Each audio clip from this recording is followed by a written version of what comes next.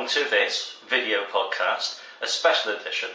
Now, you're thinking, hang on, what has this got to do with Mac computers? Well, probably very little. But I thought I'd do something a little bit different.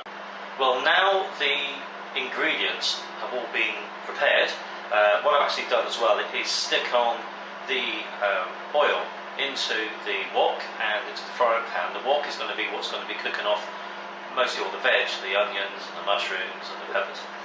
And I'm getting that nice and hot because I'm going to be doing some sizzling with that quite soon.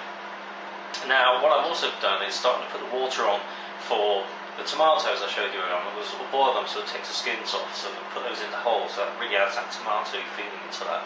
Again, I'll be coming back and showing you that special mix. I'm going to do that, so that's my secret sauce, as it were. This is not a signature dish, okay? Don't say it, please. This pan, as I said, I'm going to get it fairly hot in a moment, and hot enough to cook over here for the actual ingredients for the mince. Now, the mince still needs a little bit of defrosting, but that's going to take only a very short while. Now, you can hear lots of noise in the background actually, because actually that's the actual microwave. I actually forgot about one of the ingredients, and that's actually smoky bacon, which adds a little bit of a meatiness into it as well on top of the mince, and also adds that little bit of salt in it. So it's a magic ingredient, but unfortunately it was still in the freezer and I'd forgotten it. So there you go, classic all round. So it's just defrosting, and I'm doing it for first of all 10 minutes. I don't want to cook it, but I want it so that I can actually just cut it up raw, and that will actually go in with the whole mix a bit later on, just add that little bit of meatiness to it. Again, we'll come back to that in a moment. And you see it's sort of getting quite smoky, so I'm actually going to turn down some of the things here. I'm just going to turn things down because that needs to get nice and hot. The actual water can stay fairly hot there, don't worry. a fire isn't going to break out, okay? This isn't going to be, this is what happens when a Mac user tries to cook, okay? Well, it could be, we don't know, it's early to tell yet. So, okay, so that was that one there, okay. I'm just going to keep that one on, but turn the others down here. So that oil there is just getting a little bit on the hot side there, but that's fine. That's fine. We can cope with that. So that's not a problem at all. Okay. So as I say, I actually prepared the ingredients. I've actually the garlic I actually use a little bit more than planned. But what I said earlier on, I'm using quite big portions here because I'm actually cooking up enough for a small army here. So that's going to go in there. It's going to go in with the onions, it's going to go in with the red peppers. There's no green peppers on this, but it's all peppers. It doesn't matter about the colour. It might actually give this whole reddy colour, which would be nice.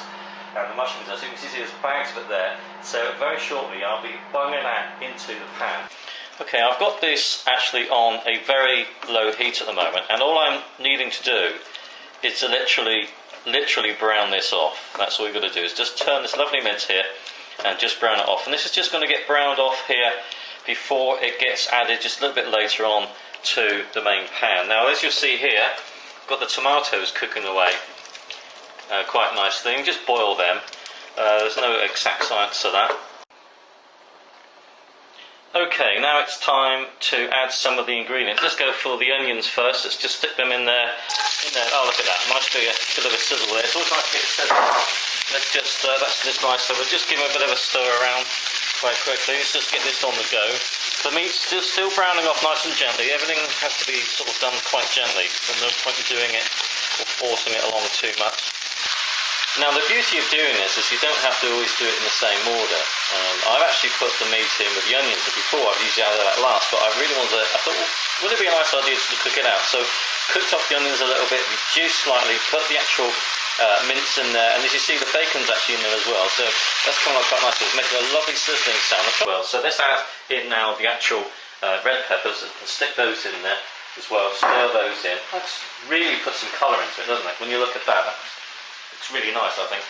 In the mushrooms, and there's lots of mushrooms in here, so this will take quite a bit of cooking down. But as I'll explain, we're going to give it the time to do that. Okay, so let's just to make sure that that's all cooked in there. Okay, just stir those in. Now, this rather, I should say, this really looks like a lot, doesn't it?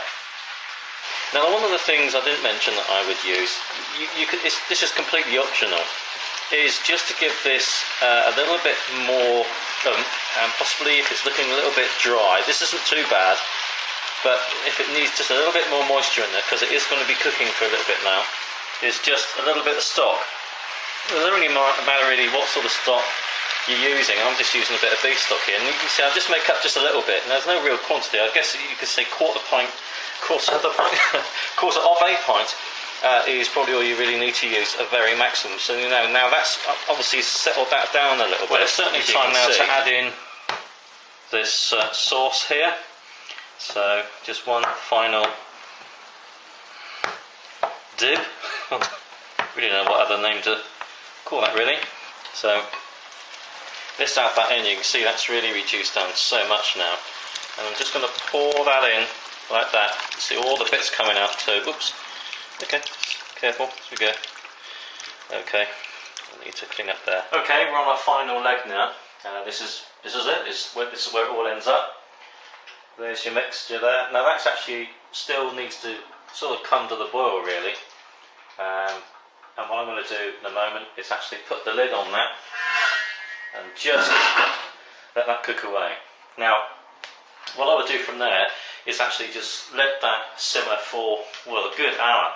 Just simmer it down, keep it low heat, stir it occasionally, and then eventually just switch it off and let it cool all the way down, and leave it with the lid on, of course, overnight.